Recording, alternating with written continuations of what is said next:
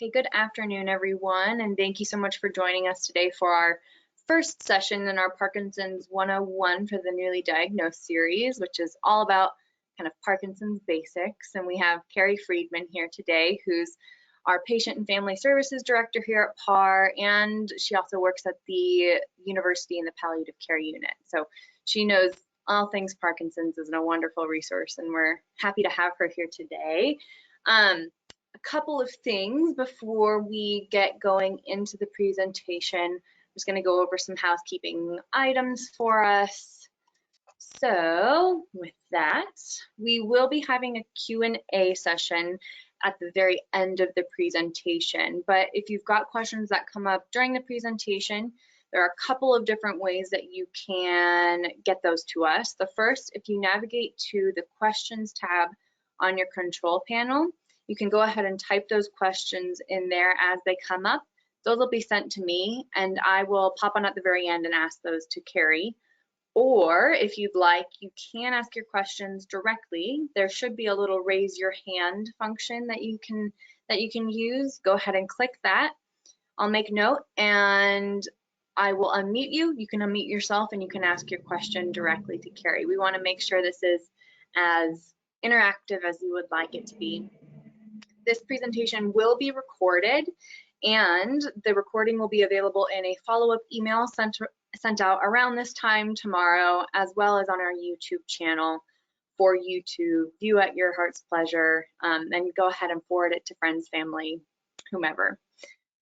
We do, in order to kind of get to know you a little bit better and to help answer some of your questions, we do have a couple of poll questions sprinkled throughout the presentation. What that will look like for you is we'll have a slide that announces it. We'll pop open the poll and it'll just appear right on your screen, right there where our faces are right now. And you can select your option right there on the screen and we'll kind of report back to you. They are anonymous, so no need to worry about that, but we'll kind of get you some percentages of who thinks what.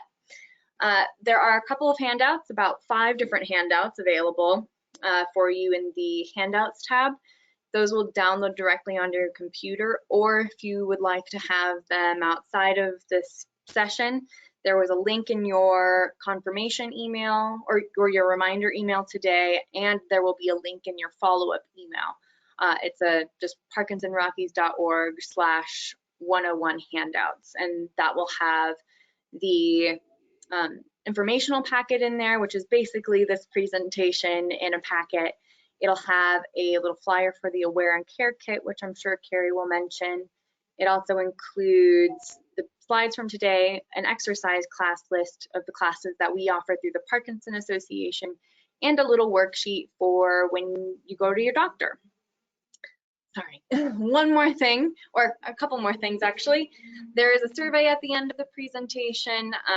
Please just take a couple of minutes to fill that out. It just helps us to improve our programming and make sure that we are doing what we can to serve you best. One more thing, I promise. Upcoming next Saturday, April 24th, we have our Colorado Community Conference.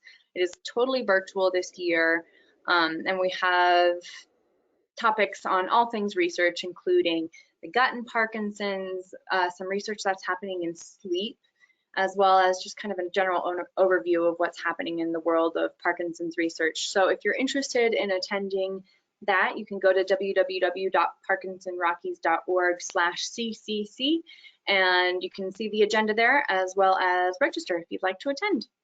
So with that, I think I'll go ahead and mute myself, and we'll go ahead and start the presentation. Great, thanks, Elena. Everybody hear me okay? I hope so. So I've been with the Parkinson's Association since 1999, and we decided we're going to start a Parkinson's basic class for folks. And so not everything is going to be related to you. Not everybody has everything that I'm going to talk about. So you aren't going to get everything. So this is the first, this is I think the 4th time we've done this, and we're learning as we go of what we can add and take out. So that's Parkinson's Basics, Parkinson 101, and for newly diagnosed. So like I said, I am the Patient Family Services Director for PAR, and I'm a licensed clinical social worker, and I am a medical social worker. So I've been worked in neurology area for 25 years or so, and I am in the office 1 day a week on Tuesdays, and that's on Colorado Boulevard. I answer the information referral line all the time. So if you have questions, feel free to call me. And the number is 861-1810-303. So that's who I am. Okay, so this is the first poll question we have. What are your biggest questions regarding Parkinson's? So if you want to write some of them down, and here are some of the following things you can check on. It's how will my disease progress? Will I remain independent? Is there a Parkinson's diet? Is exercise helpful? What type? And what is being done for a cure? So I'll give you guys a couple minutes to put in what you want to. These are kind of common questions people ask when they're newly diagnosed. And I will address all those things.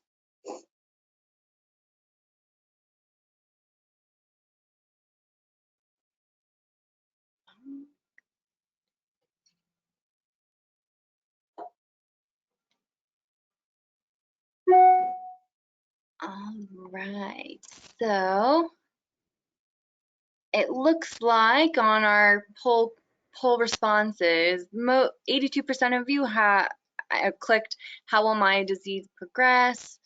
36%, will I remain independent? 36%, is there a Parkinson's diet? 45% is exercise helpful? And 27%, what is being done for a cure? Okay, good. So that is pretty accurate of what people ask. The number one thing that I get from folks when they call in the information referral line or the office is, what am I going to be like? Am I going to be okay? Am I going to remain independent? Will I have to be dependent on my family? Will I be able to live alone?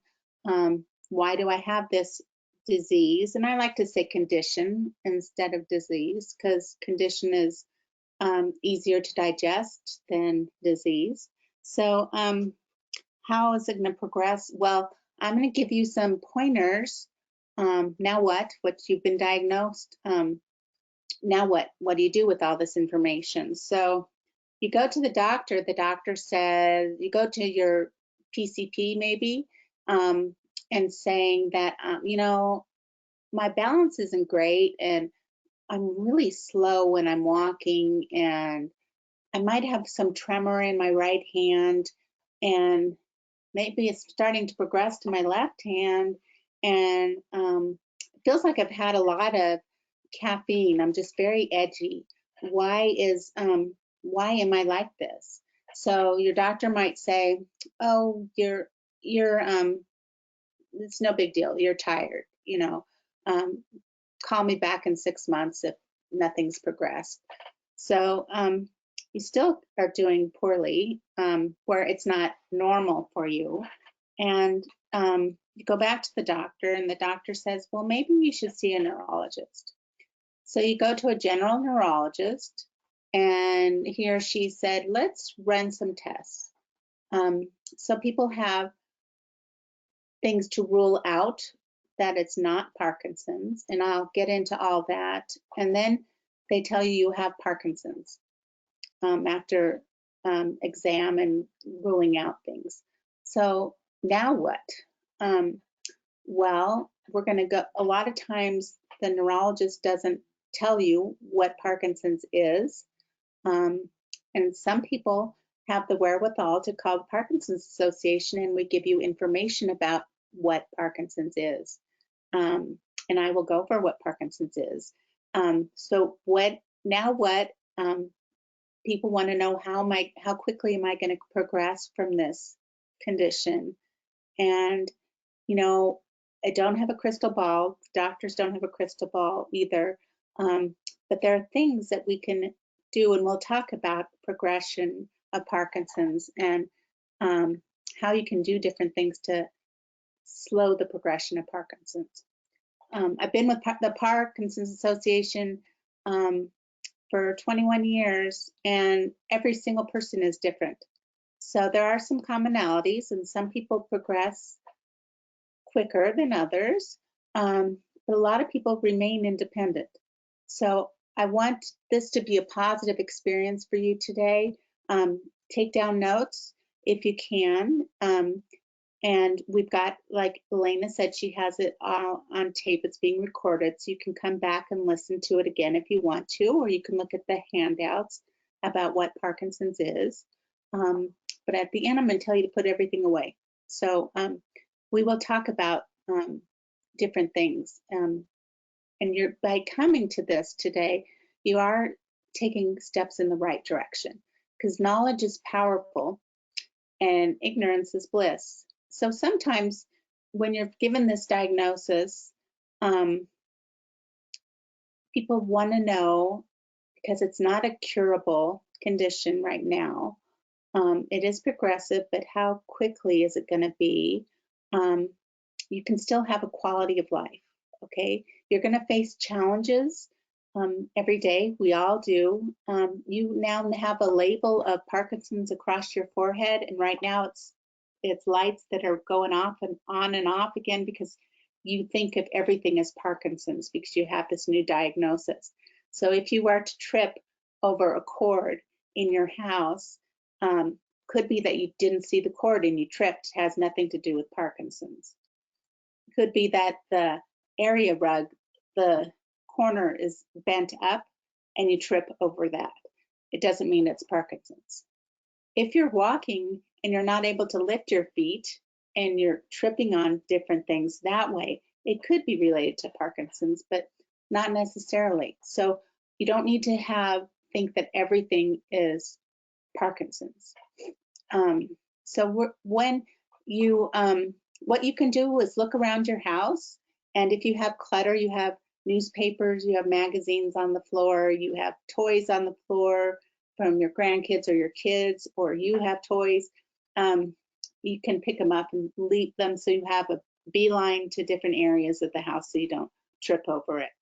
And we're going to give you some pointers, different things, so that you have a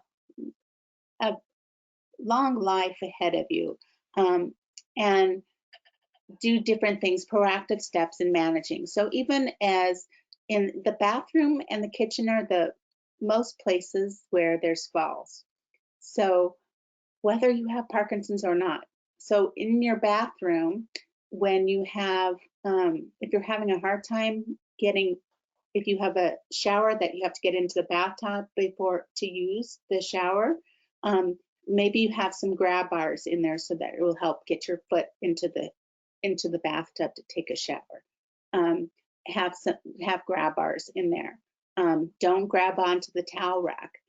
Those aren't very sturdy. So maybe there's a company called Accessible Systems, and we have information about that, their phone number, and they can come out and do an evaluation. It's free to have them come out, and can give you ideas of what to do to keep your bathroom safe, your kitchen safe, and throughout the house, different things.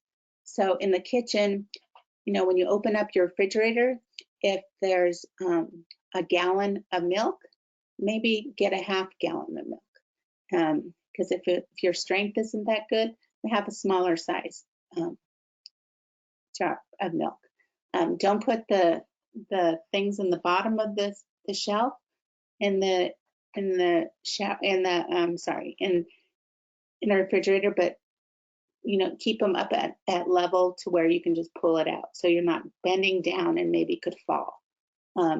If you're having problems with balance, maybe not, and you're tired that day, don't be baking cookies in the oven and pulling them out if your balance is off and you're tired. So different proactive stuff we'll talk about to keep yourself safe. So what is Parkinson's? Okay, so take a deep breath. It's a movement disorder that impairs your balance and coordination. Some people have slow movement, and it can lead to tremors and stiffness of your arms and limbs. It's caused by a degeneration of dopamine, which is a chemical that's produced in the brain, and there's cells in specific parts of the brain, and it's in the deep part of the brain, the substantia nigra. We all have dopamine in different parts of the brain. The dopamine that's in the substantia nigra it works on movement. So when people are diagnosed with Parkinson's, the level of dopamine has gone down to 20%. Cells are not being produced anymore. So let's look at, use that analogy of a car, that you have to have gas, fuel for your car to work. If you don't have fuel in your car, if the tank is almost empty, you might not get as good a gas mileage. It might even sputter. So let's say you have a Subaru Outback, and there's another car on Colorado Boulevard near our office that's also Subaru Outback, same year. You both have low gas mileage, and your car might not be doing as well. The gas level, the tank isn't as full, same with the other one, and you're having different symptoms in your car. It's not working as well, and the mileage isn't as good. The other car's having no problems, isn't affected by it at all. So why is that? Well, they don't know. Some people have, so the brain, when you've lost that dopamine, it's like the fuel for your car, it's lower. When you fill up the tank of dopamine, and we'll talk about with medication, and you're going to have the next session will be on medication. So that fills up your tank. So then that will help with treating your symptoms. So the dopamine, you're filling up your tank with medication, okay? And then that should help with the symptoms. So why is it that some people respond better and some don't with the level of dopamine they have in the brain? So it's a chronic condition, meaning it doesn't go away. So if you were to get the COVID, some people have gotten it and do okay. You might be having a difficult time, but then get better. Other people don't. And so with dopamine, the lack of dopamine, and with Parkinson's, it degenerates. And so some people do okay once they have their medication, and some don't. And it doesn't go away. The COVID is temporary. Parkinson's is not, it's chronic. It is progressive. What does that mean? So that's the number one question people asked. What does this mean? What am I going to be like? And what is progression? Progression can be, some people, and we'll go over the different stages of Parkinson's down and some other slides down road in the talk. But we're going to talk about different things that can help delay symptoms and how we can manage your Parkinson's. It's not contagious. So some people tell their family and friends, and some might be nervous that they're going to get it because you have it. No, you can't get it that way. It's not curable yet. And so some of these words I'm going to say yet have a big meaning. So that 3-letter word yet means that not right now, but there will be a cure. We don't know if it's in our lifetime or not, hopefully. It's not just normal for older people. So under the age of 50 is young onset Parkinson's. And some of you might want to write in if you're under the age of 50. There's different issues that come up with that. And so we'll talk about that too. But and it is not a reason to panic, okay? Because it is life-changing in some ways, but in other ways, it's not going to ruin your lives.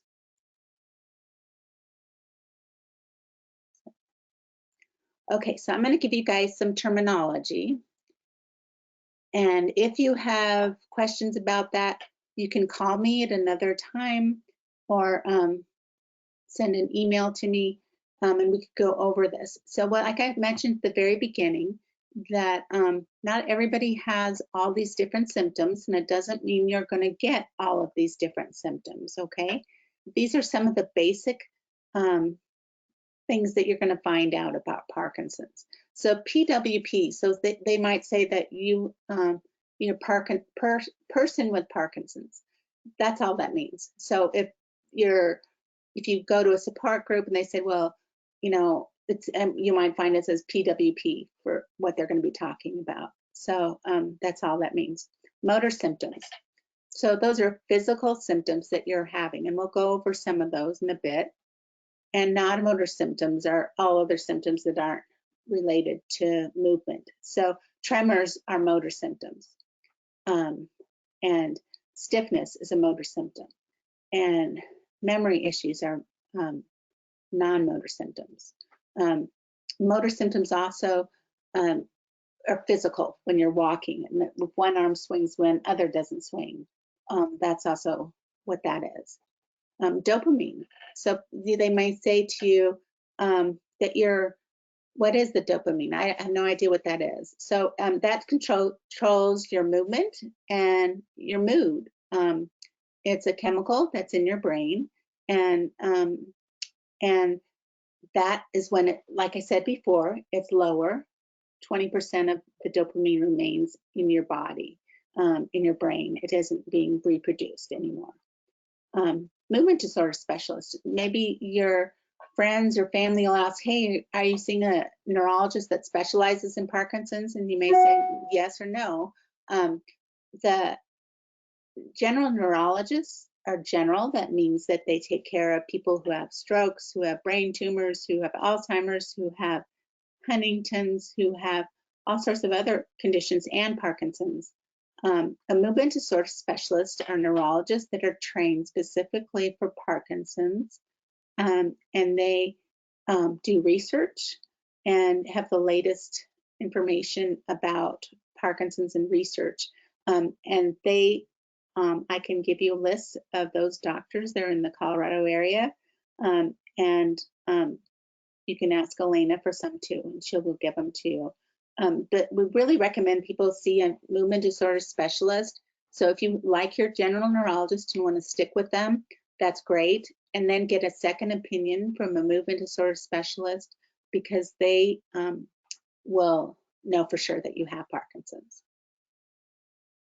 Bradykinesia. Bradykinesia means that you're slow in your movement. So let's say Mr. Jones is still working. It takes him 2.5 hours to get ready in the morning, where normally it would take 20 minutes to get ready. So he is working so hard to get out of the house, but can't do it because he just can't get ready. He can't get up, and takes forever to get dressed. Everything is slower. When he walks with his wife or his partner and they're clear ahead of him, and he just can't keep up with things. So that's slow motion, kind of like you turn on the TV in slow motion instead of doing a fast time. That's how that people notice. You might not notice it yourself, but your family members will notice it. Dyskinesia. That's uncontrolled, involuntary movement. So Michael J. Fox, who's willing to be a poster child for Parkinson's, you might notice when you see him, he's moving, flailing around. His body kind of moves, and he's not really even aware of it. That happens when you take too much of your Parkinson's medications. It kind of puts you in overdrive, keeps the body to move so much. And that is not harmful for the person who has Parkinson's. It can be uncomfortable for other people around you, but that is usually generally happens when people have had Parkinson's for a number of years, and they've had to increase their medication to help control their symptoms. So then another one, dystonia, that means uncontrollable contractions of the muscles. So it's cramping of muscles. And so stretching can help with that. The doctor can help with medication for that too. So you'll hear about medications the next session.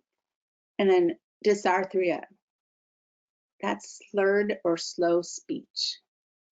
So when you're talking, you might kind of slur a little bit, or the words come out slowly. Another thing that comes up for some people is micrographia. And a lot of people who have notice when you look back on symptoms after diagnosis that your handwriting is really hard to read. It's smaller, and as you're writing something, it gets smaller and smaller and smaller, and then you can't even read your handwriting. So a lot of people tell me that, you know, I had beautiful handwriting before, now I can't even read my handwriting. And that is caused by your fine motor skills not able to make big letters.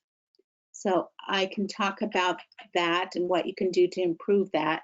I'll talk about that now. So there is, what you can do is think big. Big is a term that we use in Parkinson's, that people have physical therapy. It's big with taking larger steps, thinking I'm going to take larger steps. And another thing that helps with that is handwriting, is thinking I'm going to write large print, and it ends up being the regular print.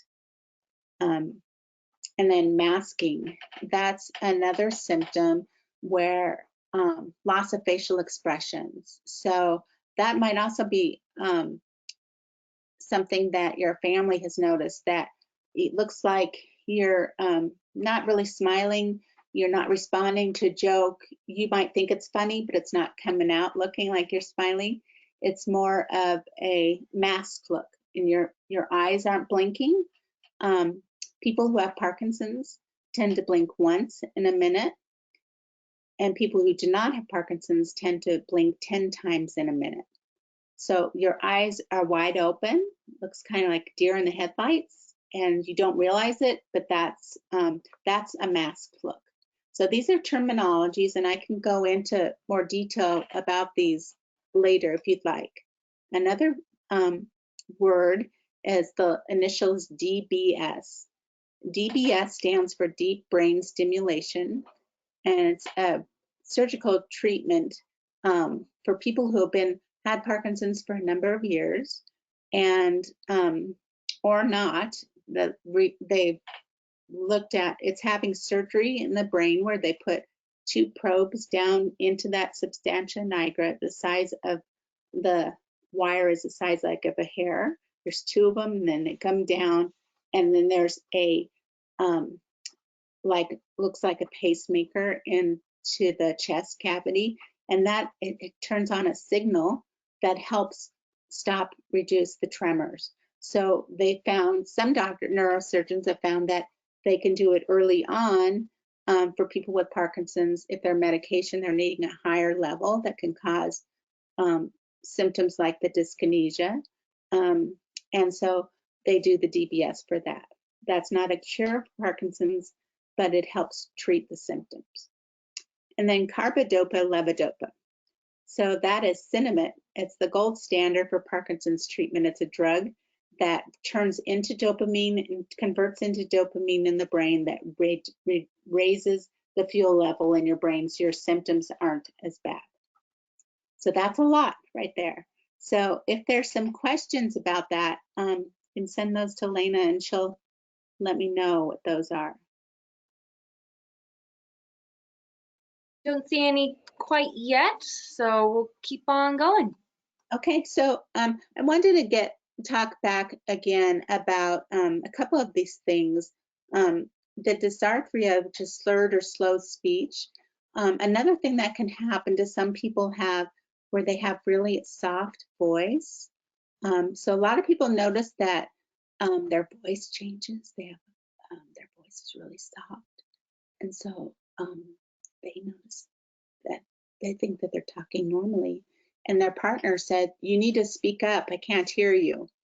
And then you tell someone, "I know, I like the Rockies game." And then you say, "I'm sorry, I can't hear you." And then you get mad, and so you say, "What I was saying is I watched the Rockies game." And so then they make their voice loud. And so there's the therapy for your voice. It's called LSVT. And that is another precursor to before people are diagnosed with Parkinson's, that the handwriting might be small, their voice is softer, have slurred speech. And so so with the voice, one of the speech therapists in Boulder, Dr. Lee Remig, she noticed that her patients' partners were frustrated with them because they had soft voices, and they said, "No, you need to get your hearing checked." So she started a therapy. It's called the LSVT, Lee Silverman Voice Therapy, and that helps with getting you to project, be louder. So out of that, and it's a 4 days a week intensive program that helps with your voice. So these are some things that we can do to help you, where you can sing in the shower, you can go to the therapy, you can read a book out loud, you can do different things to project. So out of that, they noticed that that was an explanation point. So with that, they decided, we can try to do the handwriting to be bigger and the micrographia. And then they decided, so that helps with the arms, the hands, to do larger, and also physical therapy to help with the big program. So if you're having problems with your walking, have your neurologist or your primary care doctor prescribe physical therapy for you to help with movement. And that will help you with walking easier and better. And also OT, so physical therapy and occupational therapy. OT to help with the handwriting, to help with if you're having problems with activities of daily living, your ADLs. So if you need help with showering or you need help with your eating, different tools that can help you with that. Know that there are therapies down the road that can help you. So those are a few things that I wanted to suggest. Okay, next.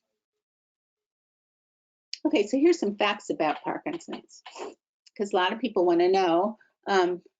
There's no standard diagnostic test. So what I was talking about, there's different things that you can rule out for Parkinson's. So you go to your doctor and the doctor says to you, this is no big deal. You're okay, it's just aging. No, that's not true. If people have balance issues, it could be related to, could be an ear thing, could be a tremor from an essential tremor, which is not related to Parkinson's. Could be Alzheimer's. If you're having memory issues, they'll do an MRI to rule out these things. So if someone has Alzheimer's, their brain has shrunk. So I had a guy that went through my class. We had a class years ago, and he ended up having a brain tumor because I had suggested he get checked out. They never had an MRI. So not all doctors will recommend you have an MRI to rule out those different things. But if you're totally on the fence with if you have Parkinson's or not, then be an advocate for yourself and have them do a test. There is one test. It's a DAT scan that can look at the levels of dopamine in your brain. That's not as reliable, and it's a expensive test, and not all doctors will order it. So what they do is the facts about PD, what I'm trying to say is that there's no standard test for it. So when you are going to the doctors, a lot of people go to their primary care doctor first. 50% of people do. 70% go to their neurologist. And then out of those, right now 90% are going to a movement disorder specialist. So they're going to examine you and watch you walk. If you have one arm that doesn't swing symmetrically with the other one, then there's a higher chance that it's Parkinson's. When you're walking, if you're walking with little tiny steps, maybe have some balance issues. If your face doesn't have much expression, the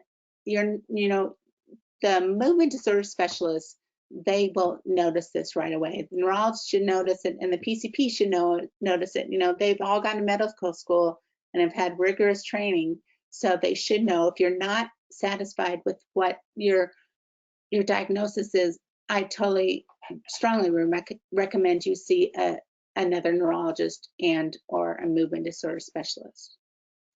So then you're given that diagnosis. There's a 2-to-1 ratio of more males than females get Parkinson's. Tremor dominant is more prominent than non-tremor dominant, meaning tremor dominant means that the tremor is the worst thing for you. It tends to be slower at first. You might notice that your thumb might have had a little bit of a tremor. People that are their jobs, or if you're still working, maybe notice that your handwriting again is smaller, and when you're writing, it's illegible. And it's just kind of really moving quickly, and now your hand then starts to have a tremor, and then your arm, and then it switches also, advances to your left arm, and then your legs. Then that's tremor dominant. Non-dominant tremors, as that's not the main focus of your issue, could be a balance issue. So young onset, people diagnosed before the age of 50. And if there's some of you that are before the age of 50, you can let Elena know and I'll get in touch with you. We'll talk about other things related to that. And in the US, there's nearly 1 million people diagnosed with Parkinson's and about 17,000 in Colorado alone. So when you hear, gosh, I hear that everybody I know, someone knows somebody who has Parkinson's. Is it turning into an epidemic? No. They're more aware of Parkinson's because of, we're using Michael J. Fox again as an example, is that he helped make it aware that there are people young that can get Parkinson's, and doctors are more cautious looking at people who are younger onset, and also that they're better at diagnosing, because the Parkinson's Foundation, the National Parkinson's Foundation, has made a valiant effort to promote looking at Parkinson's in folks. So the total cost of Parkinson's nationwide is $52 billion. What does that mean? That means that the costs of therapies, the costs of medications, and they'll talk about that again at your next meeting, the costs of equipment, cost of some people move to assisted living, that sort of thing, having some extra help at home. Some people have to have their food prepared a different way. So those are some of the issues with the costs. But again, I want to remind you all that not everybody is going to have worst case scenario. And we're going to talk about things you can do to prevent having further issues. Okay, thanks. Next. Okay, so this is the different stages of Parkinson's. And remember the length of each stage, and I'm reading it so that you can hear it as well as look at it, is unique and to each person. And I tend not to group these. So when people call me and say that I think I'm in an advanced stage, am I at stage 4 or 5? In the middle? You look at yourself in the mirror. What do you think is where do you feel you fall into this? So the stages of Parkinson's and the severity of symptoms. So early PD, so when you are just diagnosed, you symptoms of PD are mild. So what does symptoms of PD being mild mean to you? So I have a guy that's an architect who has a tremor in he's right-handed and has a tremor in his writing finger, his first finger, and his pinky. He has a really hard time doing his intricate work. So, because it's his fine motor skills. So for him, it is mid-stage Parkinson's. For him, it's not mild.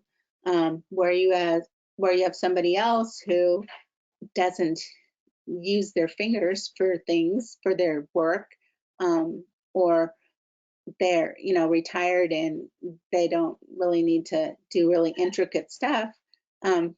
It's mild for them. So what it means early PD, it's seen on one side of your body, and you still are walking and doing just fine.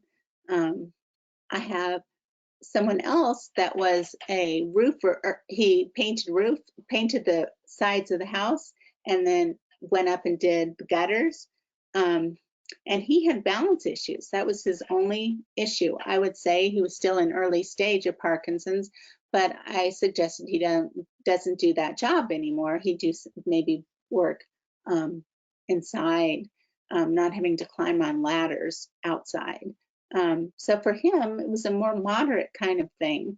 And then I had a guy that was, he was a conductor, drove the light rail, a train, and he had, his reflexes were not as good. So when he put the brake on, he wasn't always there, so in time.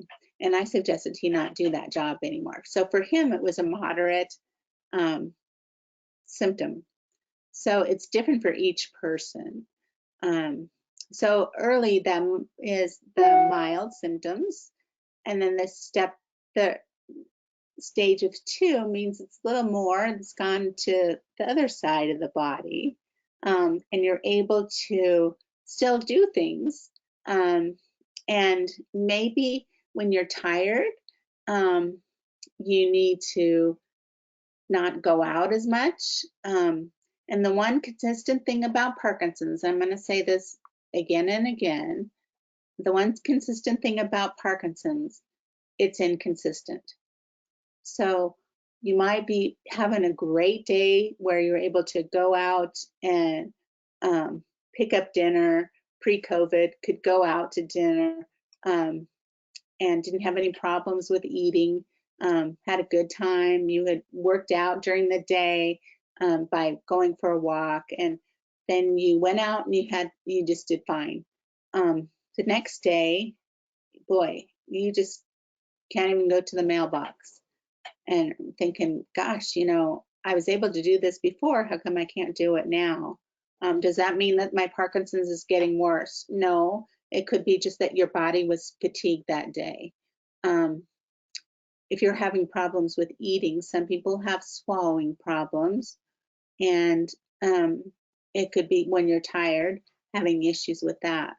So you're still in the mild stage, but for someone that loves to eat, and is having a hard time with eating, then that feels like you're more in the middle stage of Parkinson's. So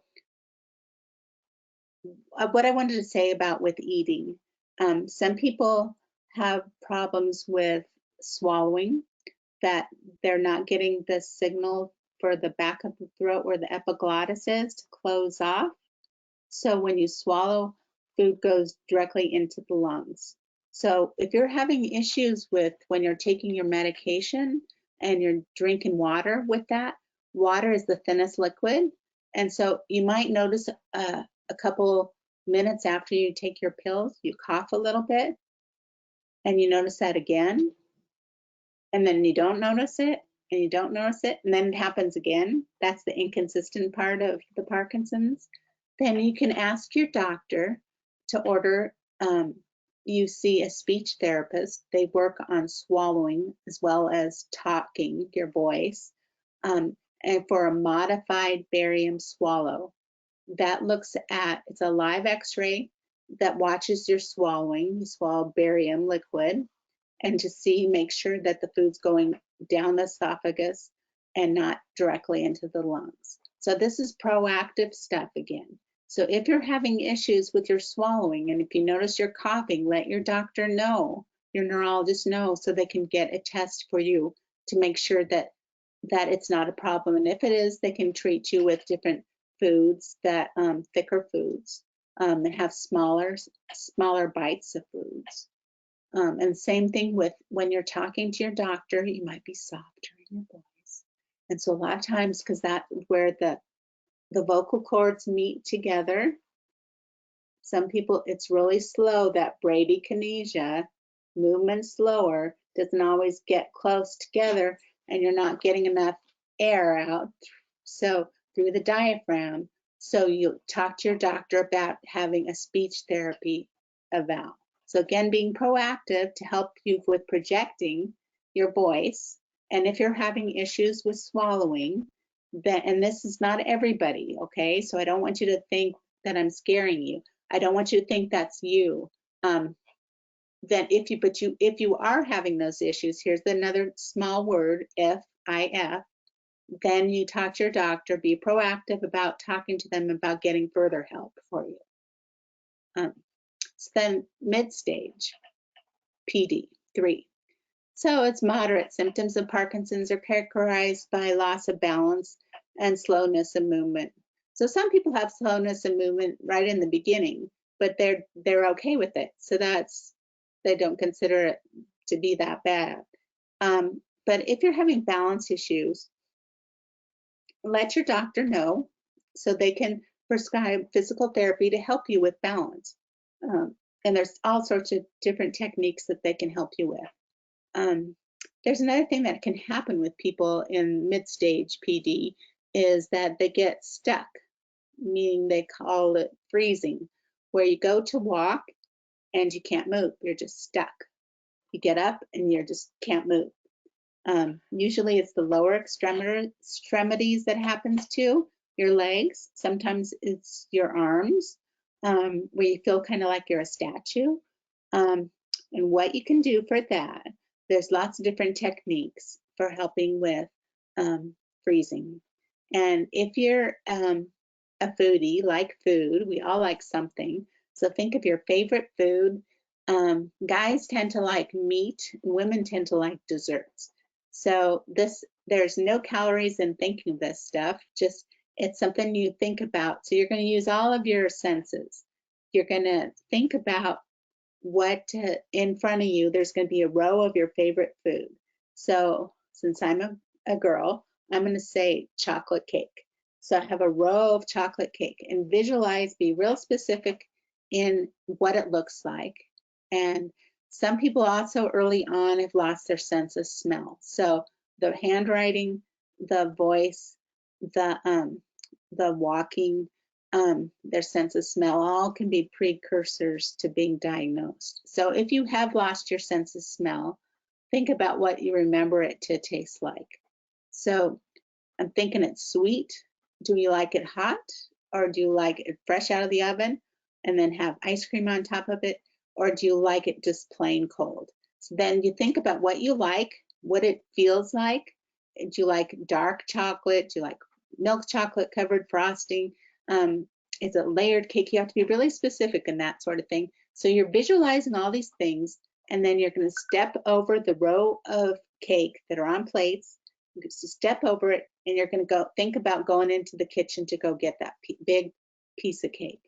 So what that does is that breaks up the anxiety of I can't move, and that's really scary because you can't move. Not everybody's going to have this issue. Some people do. It's not really common, but it's common in some people. And you're going to step over the cake or whatever you like, and you're going to go get some in the kitchen. And that's breaking up the tightness that you're stuck. It's not a permanent thing. And your partner might say, come on, you can do it, you can do it. And that you mean well, but it just makes you more nervous and anxious. So don't worry about it. Just think, I'm going to think of something I like, and then you go about your way.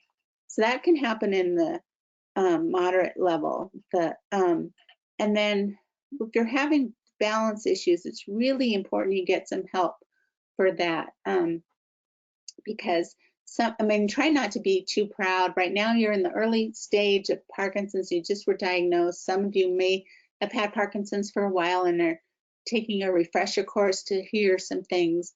But there's different adaptive equipment that you can use. And I'm not going to go into a lot of it, but know that we have, at the office, we have different equipment. We have canes, we have walkers, and not common, but some people end up having to have a wheelchair, but most people don't. So we have equipment that you can always borrow.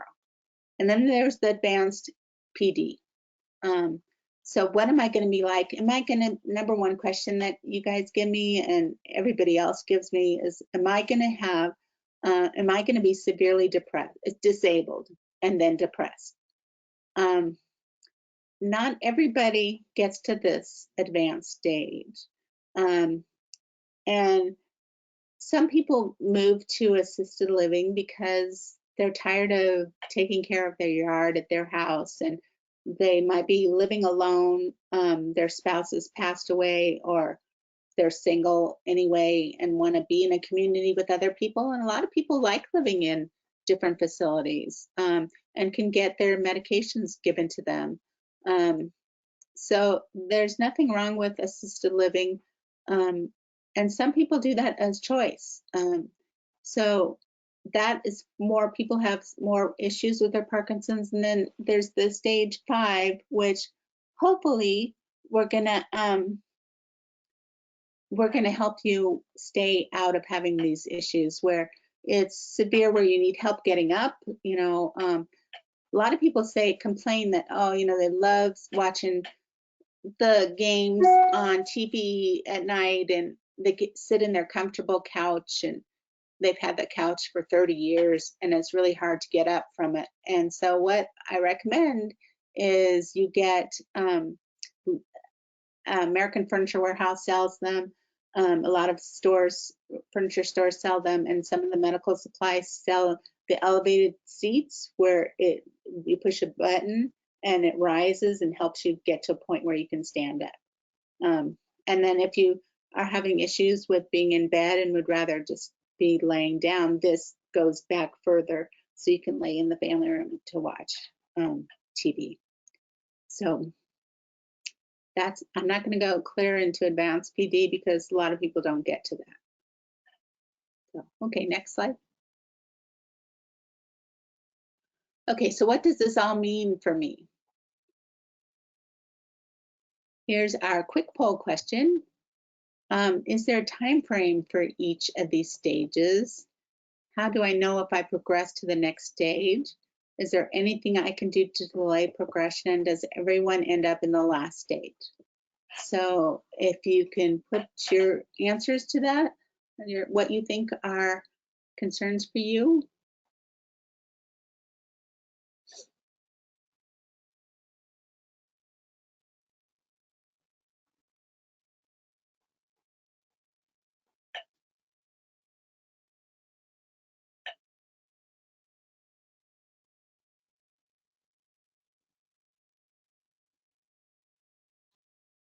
Okay, so I'll go ahead and close the poll for us, and it looks like 23% of you answered, is there a time frame for each stage?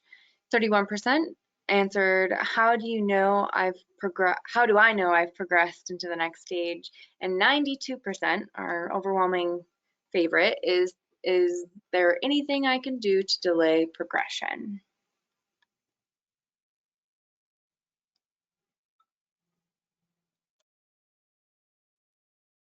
Okay. Okay. So what does this all mean for you? So I've given you a lot of information, and I'm throwing it all out of the kitchen sink, and not everything is related to you and may never be for you. you can look back if you want on some of the things from this in the handouts, or on when Elena gets it on, to listen to it again. But also, I want you, when you hang up, to do something fun for yourselves and not think about Parkinson's. And because right now you're attending this, and I'm really glad that you all are attending, because you want to know what this condition is and what can I do for myself to make myself better. So 92%, I'm very, didn't surprise me that you would say that. What can I do to prevent progression of Parkinson's? And the third presentation you'll have in June will be exercise. And exercise is really, really important. And it is because it helps with rigidity, stiffness. It helps with balance. It helps with your mood. A lot of people say that that they are depressed. Up to 80% of people say that they're depressed and anxious because you don't know what you're going to be like. You have the label of Parkinson's in a way.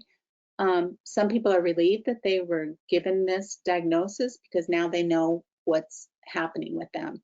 And so what can you do to help? Well, exercise. So if you like to, but you do things you like to do, and you'll hear about this in the third one. If you like to go swimming, you know, a lot of places are opening up again because of COVID. You know, we've been restricted with so many different things.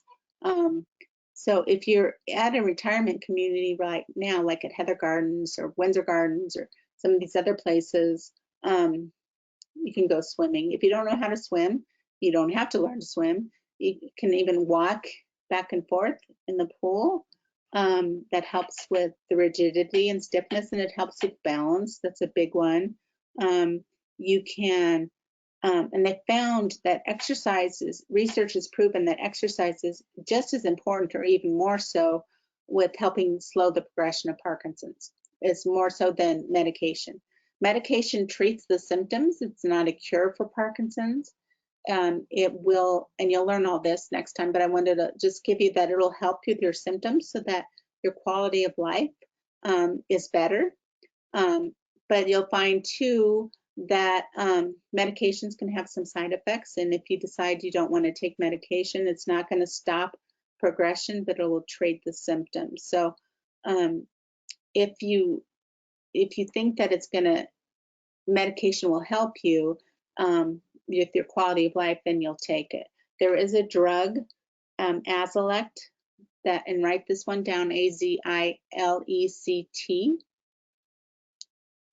Azilect, they think they have to put the word may in, slow the progression of Parkinson's.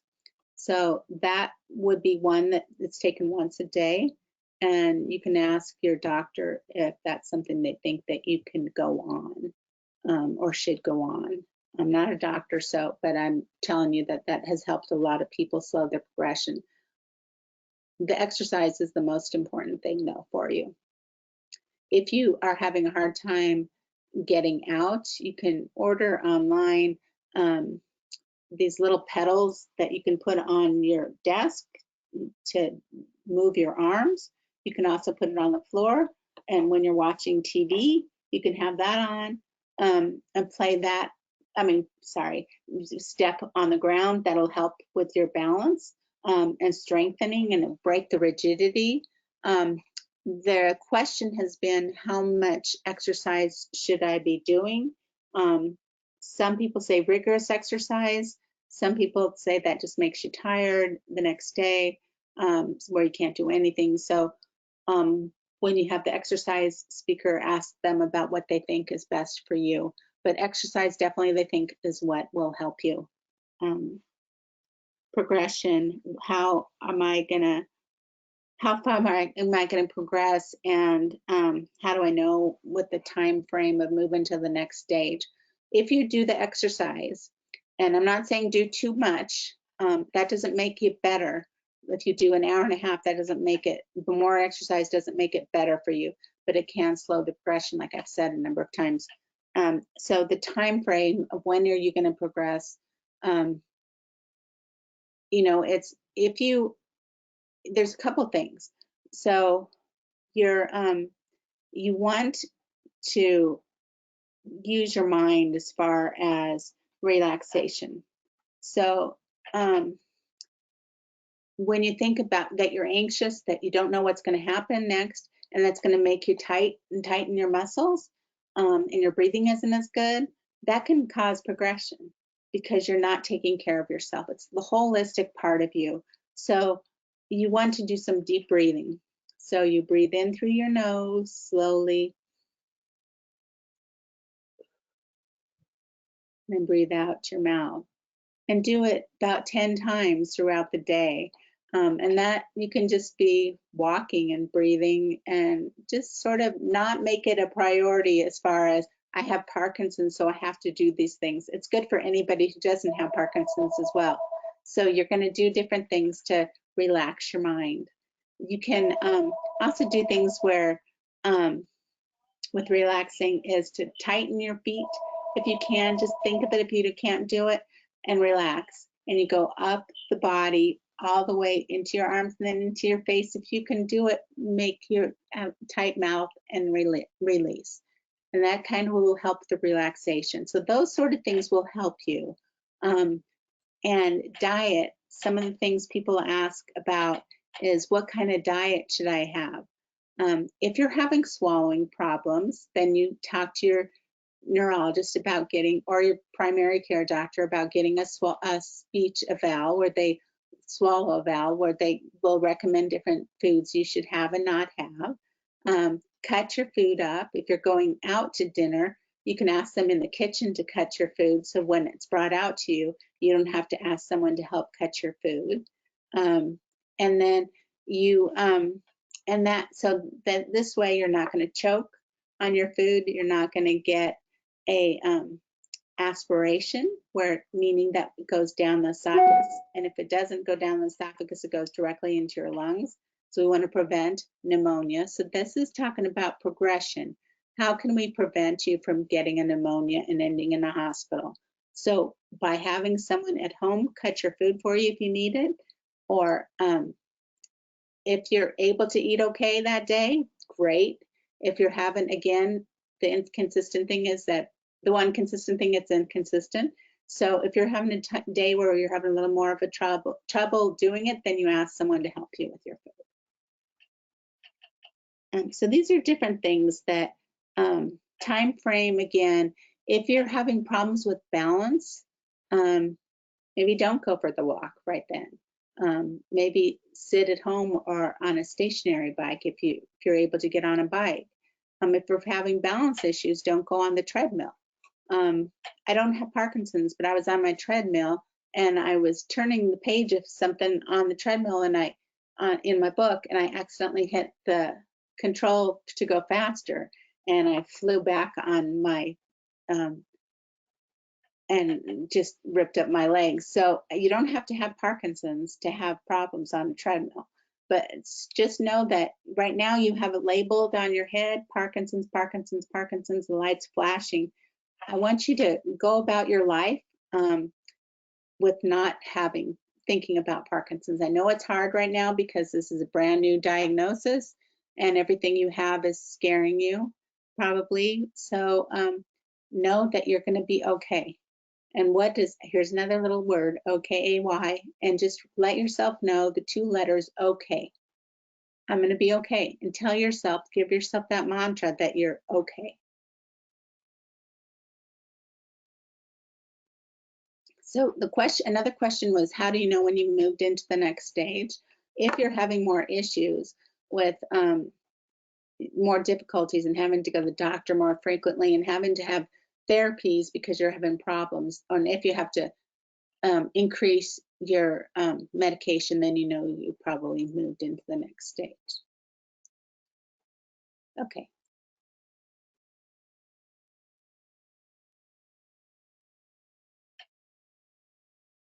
So possible causes of Parkinson's. There's a few. There's the genetic component.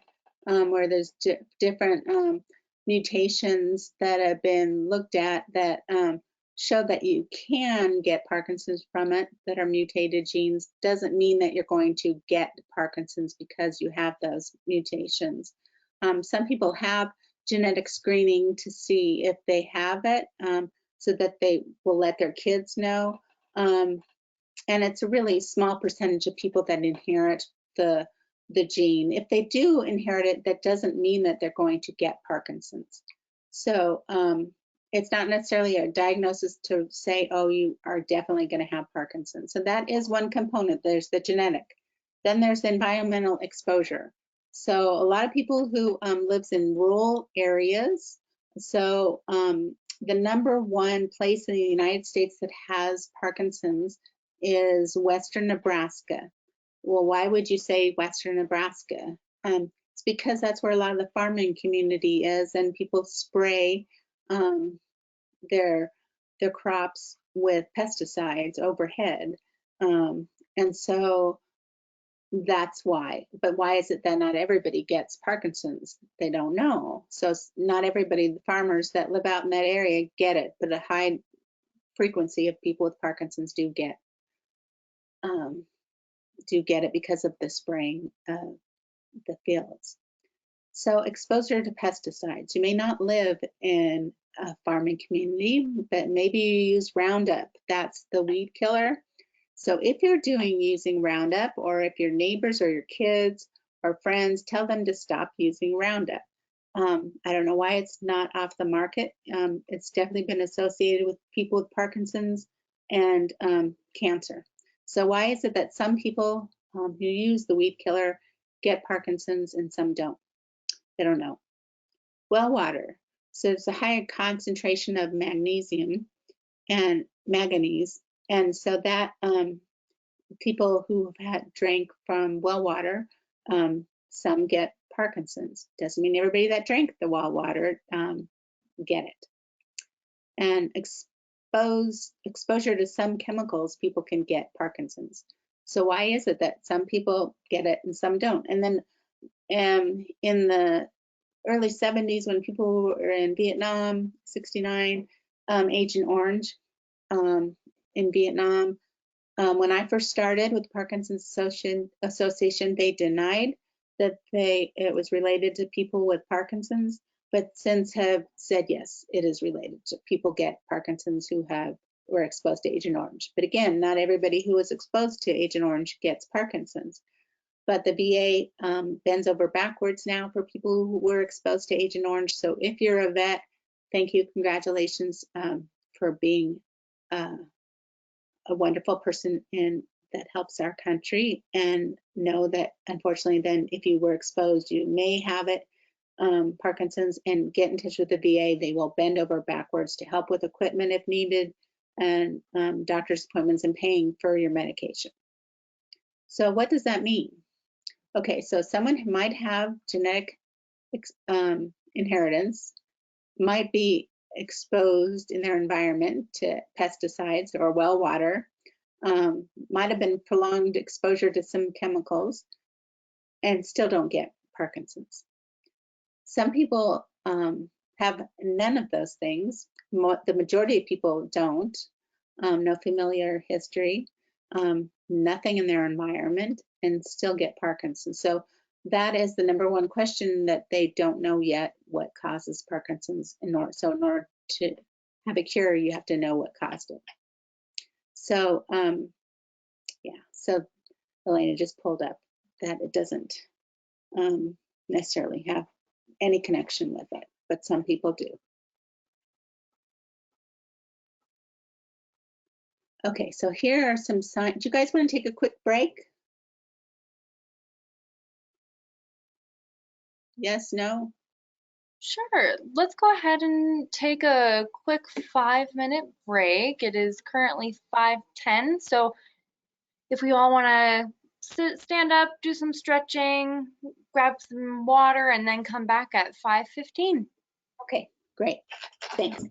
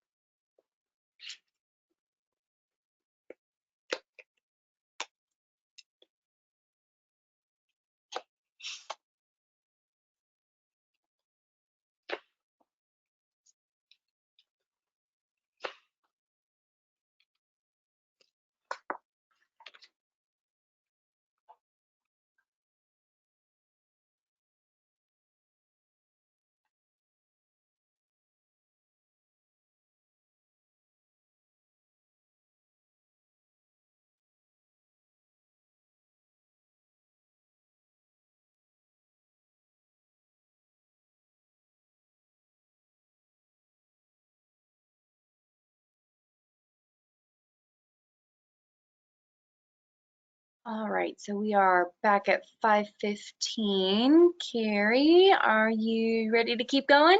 Yep. Awesome. Okay, we're set. Okay, so hope everybody took a quick break and we'll just move on to other things.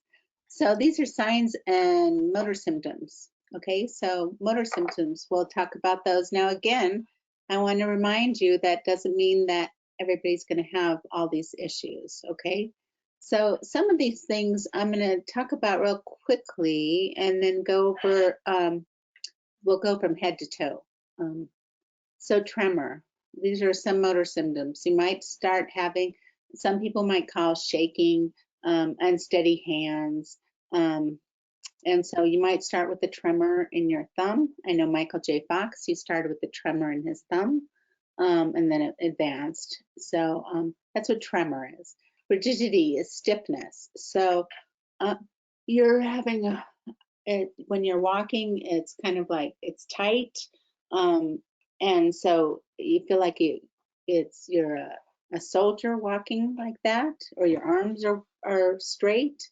And so, and physical therapy can help with the rigidity. So, and exercise. So when you talk with a physical therapist, and I encourage everybody to see a physical therapist at least once a year.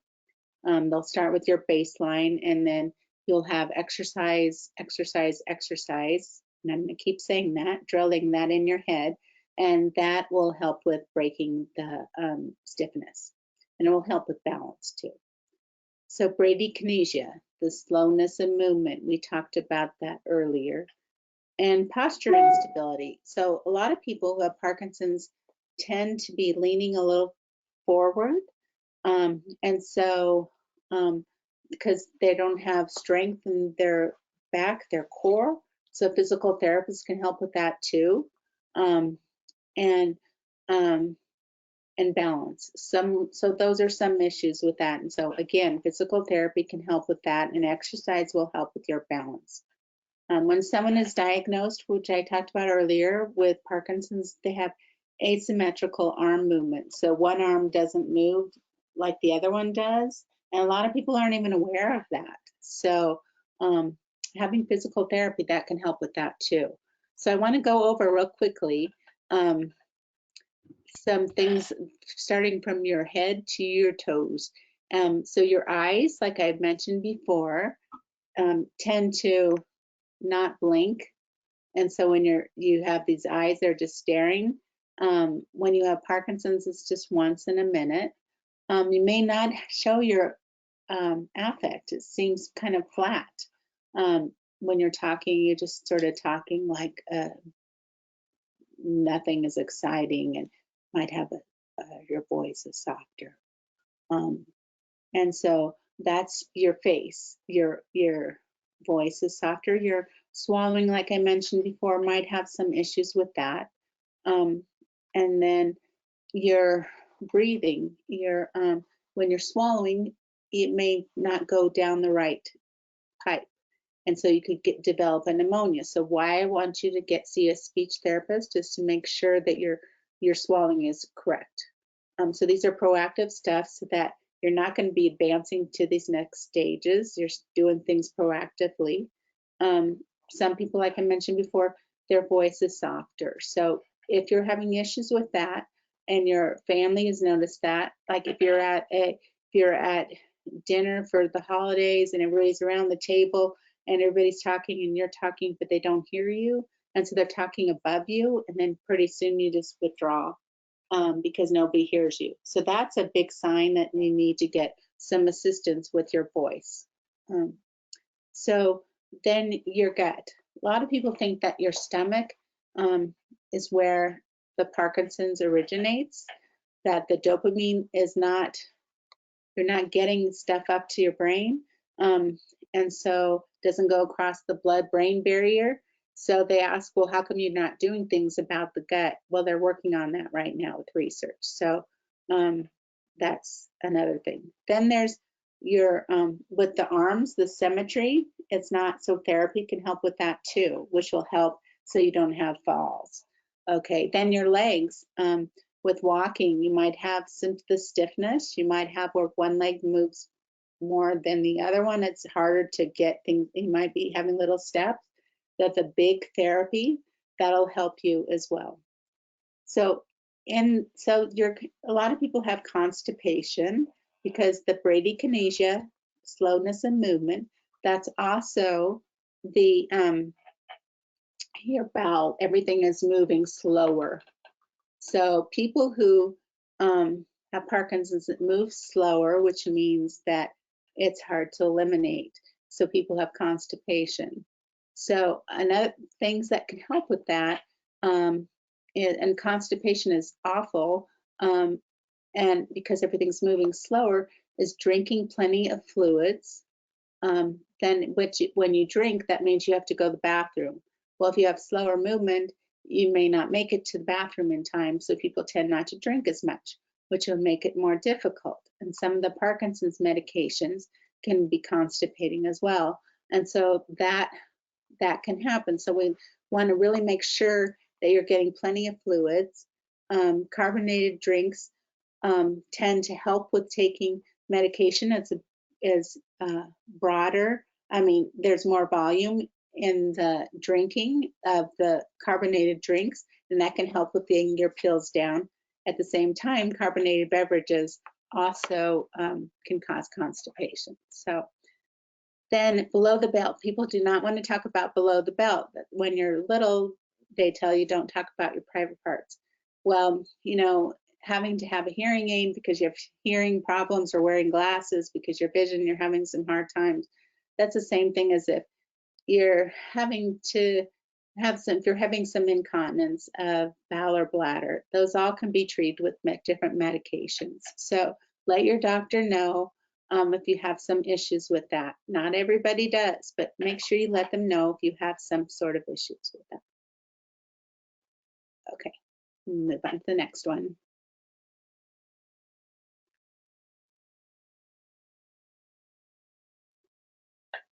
Okay, non-motor symptoms. So here's some of the things we talked about. Loss of smell, pre-diagnosed. When you look back on it, did I have that? REM sleep disorder, we didn't talk about that earlier, but I will talk about it now. People who have Parkinson's tend to have had problems with sleep before because they tend to lash out when they're sleeping, have very vivid dreams, tend to maybe act out your dreams. Your partner may have gotten a black eye. Men, research has proven, tend to use their fists when they're doing it. Women tend to sleepwalk. Research has proven. And then you don't have any awareness of it the next day. So what the doctor may ask is if you've had problems with sleep. And yes, it has. So what happens is right in the area of the brain, which we talked about early on, in the substantia nigra, where the dopamine is produced, right next to it is the sleep center. And so when people who do not have Parkinson's, when you're in deep sleep, REM sleep, you're told, don't move. People who have Parkinson's, because the dopamine is disruptive for where the sleep center is, aren't told that message. So tend to move around a lot and tend to scream in their sleep. So a lot of times partners will not sleep in the same bed anymore because of that. Let the doctor know. They can give you medication or different treatment for having the sleep disorder. A lot of people before they're diagnosed are using a CPAP machine because of sleep apnea. And that's also attributed prior to Parkinson's. So it can be a symptom of Parkinson's, all these different things combined. Restless leg syndrome. A lot of people who have restless legs also can be related to having Parkinson's. We talked about constipation. That also can be a problem before diagnosis. Bladder habit changes. So maybe you're not going to the bathroom as much because you're not drinking, because if you drink too much, then you're going to have to go to the bathroom and could have an accident. Some people have excessive or lower sex drive. with having Parkinson's. There's a medication you'll learn about, the dopamine agonists that do not convert into dopamine in the brain, but act like dopamine. You'll learn about that next session. And that can cause inhibitions in the frontal lobe of the brain where you're not told to not do things. So some people want to have a lot more sex than they did before. Another thing is orthostatic hypotension, NOH. That means that the blood pressure plummets when you stand up. And again, this doesn't happen with everybody. These are some of the symptoms. I wanted to present all of this stuff for you so you can have that if you want to look back at that sort of thing. Swallowing difficulties and drooling. So some people, like I said, do have swallowing problems, and some have drooling. So if you're drooling, you can chew bubble gum or suck on hard candy, sour candy, like lemon drops or peppermint. That tends to help with sucking up the drooling. Some people have excessive sweating, and some have, a lot of people who have Parkinson's can get melanoma, so wear a hat when you go out. That's what the skin changes. Vision problems. Some people have a more difficult time with seeing things because their eyes are wide open. So Colorado has dry climates. We don't have any humidity, but that can cause vision problems too. So if you're having problems with your vision, see a neuro-ophthalmologist, and I have resources for that. There's a very good one, Victoria Pellick at the university, that's all she does. So if you have questions, you can get in touch with me. Cognitive changes. Some people have memory issues, but not everybody, so I'm not going to go into all that. Mood changes, like I talked about, anxiety, depression, and a lot of people have apathy. And that's usually one of the biggest things that there's disagreements between partners is the apathy and the talking softer. Apathy means that you have every intention of doing things, but it just doesn't happen. So again, inconsistency of Parkinson's is that maybe you take the trash out every week, and then maybe all of a sudden you don't do it. Or maybe you take the dishes to the sink and you stop doing it. Or your partner says, can you take put the food that's out in the refrigerator? Yeah, I promise I'll do it. And then it just doesn't happen. Or can you clean off the table, the desk, chair, and table in the study because you've got stuff all over it. And what happens is that's executive functioning. So that means that you can't multitask. So not everybody has this, but some people have noticed, gosh, I was very organized before, but I can't get all my bills paid, or I've got some here, I've got some there. I don't remember where I put this. And because you have so many different things going on, it's hard to get everything grounded to do it. So again, remember that breathe. So we forget to breathe. We all need to breathe, and we forget. And I don't have Parkinson's, like I said, and I should quit saying that, but my dad had Parkinson's. I know a lot of people that do have Parkinson's, and there's a lot that goes on. So yeah, being multitasking, we forget to do things. Make little lists if you can. If your handwriting is poor, maybe dictate it somehow. And then sleep changes and fatigue. So fatigue because you didn't sleep well the night before, and then you come out and you tell your partner the next day, gosh, I'm so tired, I need to take a nap. And the partner said, what do you mean you didn't sleep? You slept all night. I was up all night. So because you don't have any recollection of the vivid dreams and that sort of thing, and it's not quality sleep for either one of you. So talk to your doctor about that. Okay, next. Do I have to manage all of these symptoms alone? Do you feel alone in doing this? Do you feel like you have to do everything by yourself?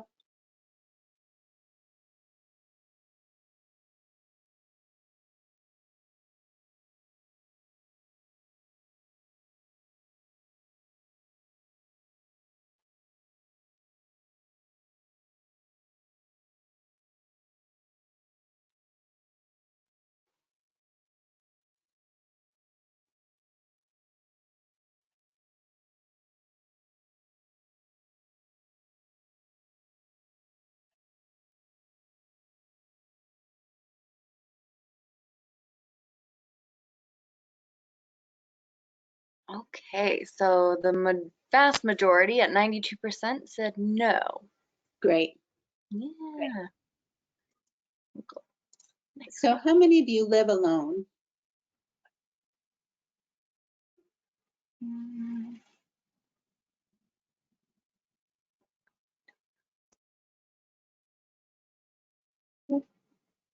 We don't have a way to verify. I'm sorry.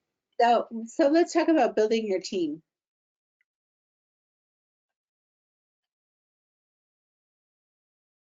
You are the star of your team with your being under the spotlight. You are the one that has this condition. So how you can get around dealing with all this makes up a number of different groups of people. There's your medical team. So your primary care provider is great to talk to. They can also give you the different therapists, referrals for therapists. If you're having issues around constipation, they're great to work on with, also with incontinence of bladder. They can help with that and bowel. If you're having blood pressure problems, they're great to work with.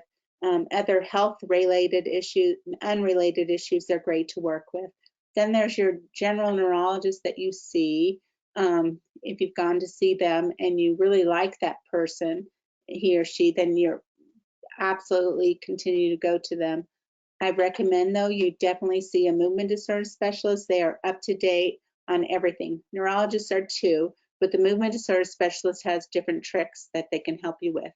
So that's really important to see a movement disorder specialist. Mental health providers. So if you are depressed, anxious about having this condition, it's great to talk to people. And I have a list of people that I can give you from all over the place that specialize in working with people who have chronic conditions, and how it affects you and those around you. And then there's the rehab specialist, like you'll get a referral from your neurologist for different specialists, the OT, PT, speech, and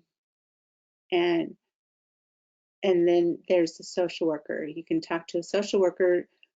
What we do is we wear lots of different hats, and we're up to date on all the resources in town. In Colorado, I know about most of them. And if I don't know, I will find them for you. And social workers do different things. So do counseling, work with the person who has it, their families. Again, I'm also at the university. We have a palliative care team, which is quality of life stuff. And you can come when you're first diagnosed throughout your life. And there's the doctor, a neurologist, movement disorder specialist, a PA, a nurse, myself, a chaplain who does mindfulness kind of things. And then we can recommend different therapies for people to help you with living the best quality of life that you can. So that's your medical team. Then there's the social team, which is close relations, your family and friends. So you're not in this alone. I'm glad to hear that most of you have someone to talk to about what's going on. And people ask about, when should I tell people that I have Parkinson's? Should I tell them? It's up to you. There's not a straight answer to that. If you think that it's going to hinder you by not telling them, then go ahead. If, let's say, you're at a gathering with family and it's a social thing and you're not smiling, and someone tells your partner that, gosh, John or Mary just isn't, I don't think she's happy, I don't think he's happy. And you might want to tell them, and again, tell them that it's not a contagious condition and that you're doing everything you can to remain as healthy as you can. You're going to exercise, and we have exercise classes throughout the state. The Parkinson's Association, right now with COVID, there's not They're not in person, they will be. We have a boxing class that is great that when I'm moving into community, that our boxing class is probably the most attended group that people go to class that helps with strengthening, with balance. It helps with getting those endorphins going so you're happy. You get to meet other people in the group that you have some in commonality, that you're doing things you want to do to make yourself better. You're exercising, and a lot of people go out afterwards for breakfast or lunch or whatever. We have a dance class.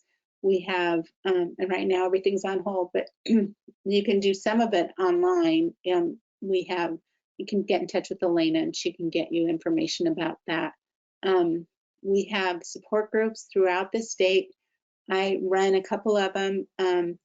Right now I'm on medical leave, so I'll be back in 2 weeks. So it's the first thing I've done for everybody. So I have a support group that meets on Wednesday nights. It's for people with Parkinson's and their families and friends. And we have one that meets once a month on Tuesday, third Tuesday of the month at 2 in the afternoon for care partners.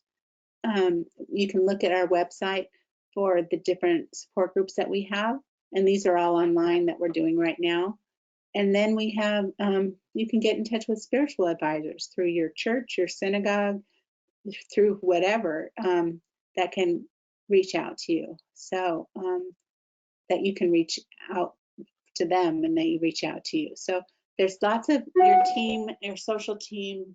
It's a great network of folks. So know that, you know, building your team is you, and use your medical team, and then look at your social team. I want you to focus, yes, this is Parkinson's, you do have it. It's consuming to you right now because this is a new diagnosis. But I want you to enjoy life outside of Parkinson's. And I know right now it's really hard for you. For most people, not everybody, might be relieved that you were given the diagnosis and you will be treated and you can do things for yourself, and know that you can get in touch with me. I'll be able to be in a couple of weeks, so I can return calls, and I can help you. I've been on this journey with a lot of people to help them. So you're not alone in this, and know that I want you to enjoy your life and think of something fun that you want to do tonight. And yeah, that's your team.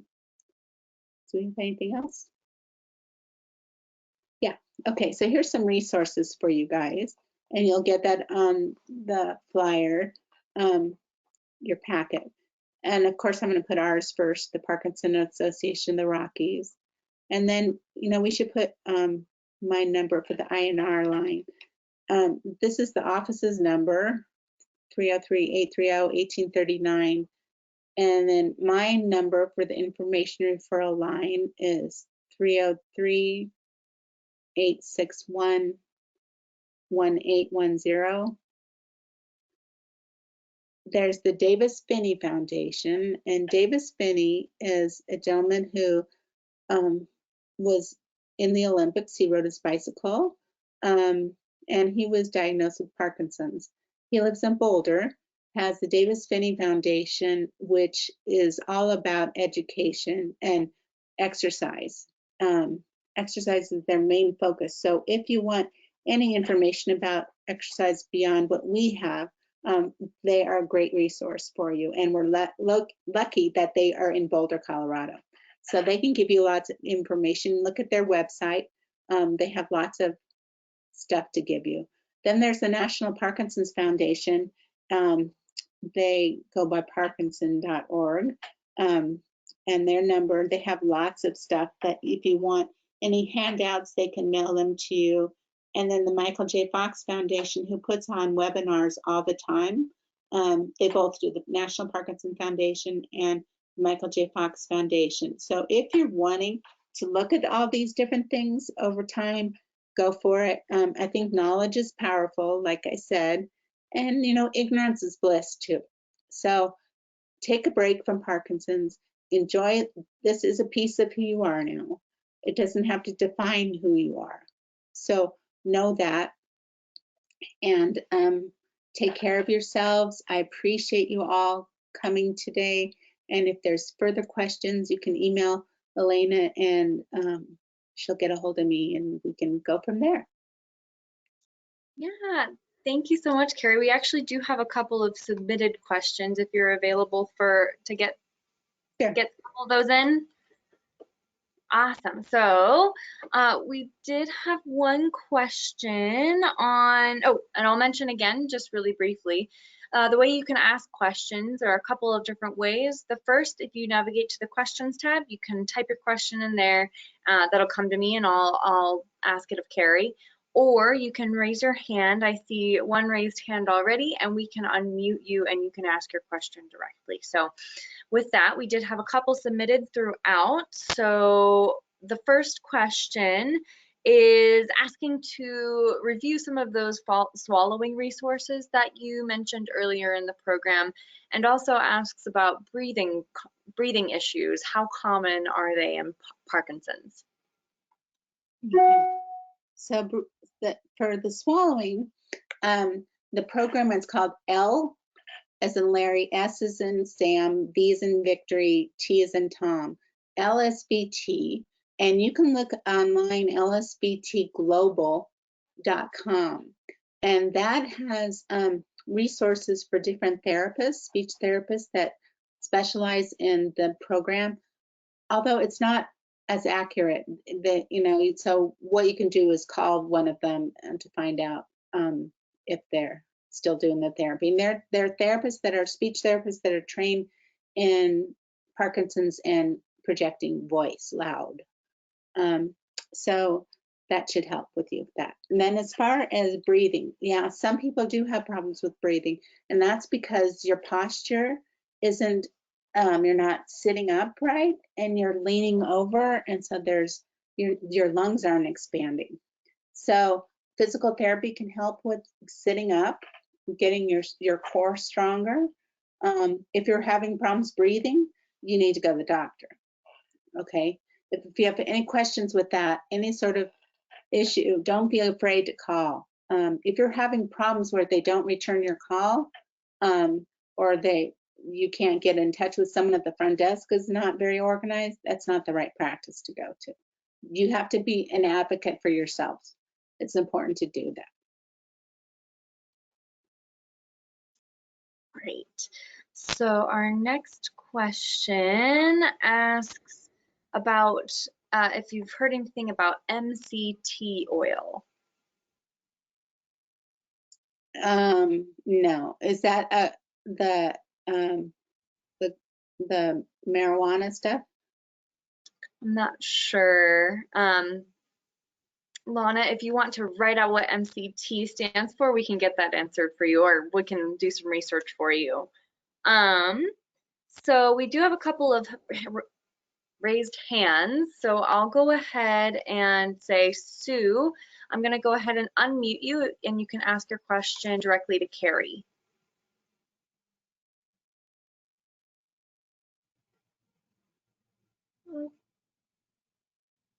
There we go.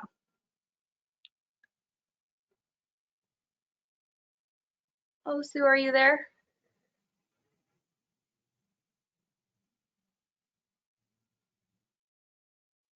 Oh, I guess that didn't work. So we'll try another one of our raised hands. Tom, I am going to unmute you, and you can ask your question to Cari.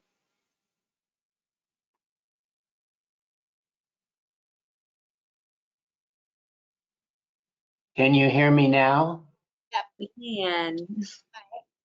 Okay, when you got started, I did not know what to do, how to see you. So all I could see during all of this talk was just the Let's Get Started page. I also didn't know how to ask questions. I didn't know where the question mark is. Just now I got brave enough towards the end of your talk because I was afraid I'd lose you if I explored the screen. But I did click on your symbol at the bottom, and I now am open, and for the first time I'm seeing your pictures at the top. No. But where would I type a question?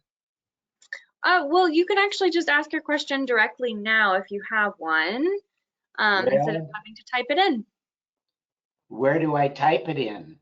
I don't see anything on the screen for typing a question.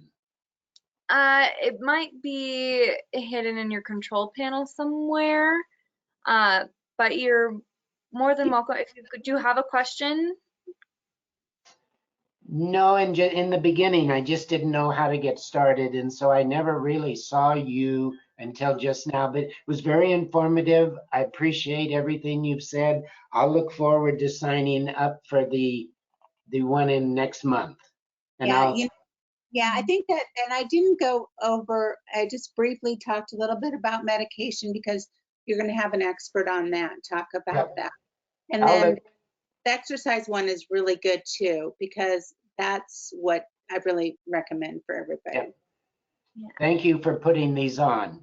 Sure. yeah, thank you. And just so you know, there will be a recording available, so that way you can see the screen hopefully and watch some of the slides, and they're also available in the handouts. So to get back to some of our written questions, kind of circling back, MCT stands for medium chain triglycerides.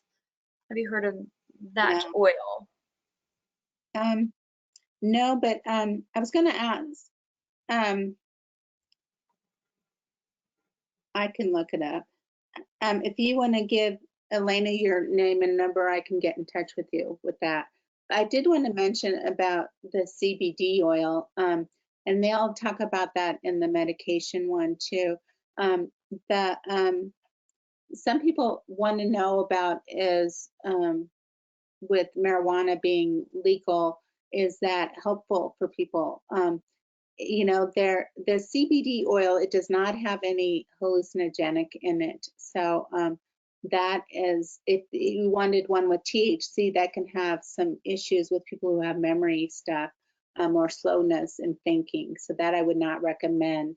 But if some people do really well with it for having the cramping in their limbs, their arms, their legs, their hands, their toes. So check with your doctor about where they would recommend you go for that.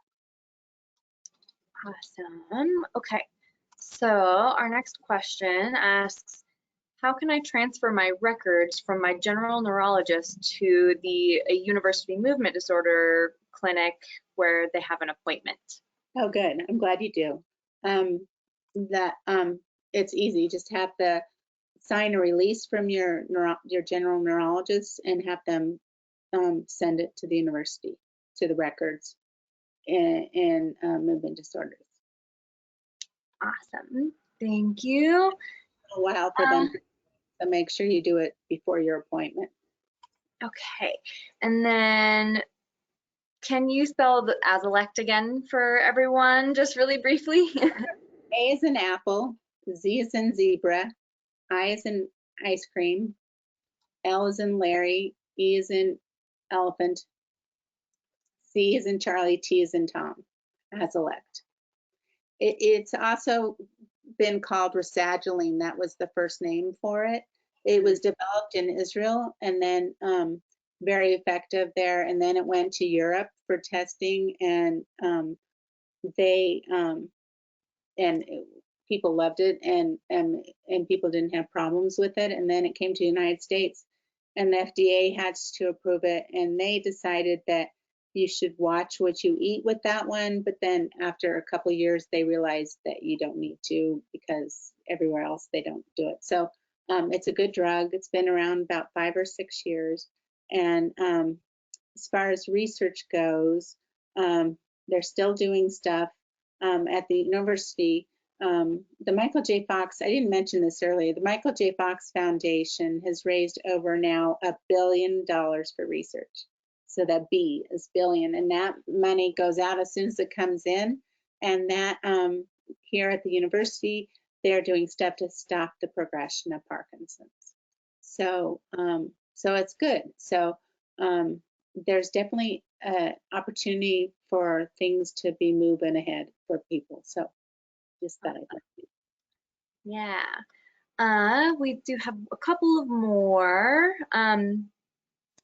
This question, it seems like there are a lot of people my age, around 70s, that have Parkinson's. Why is that?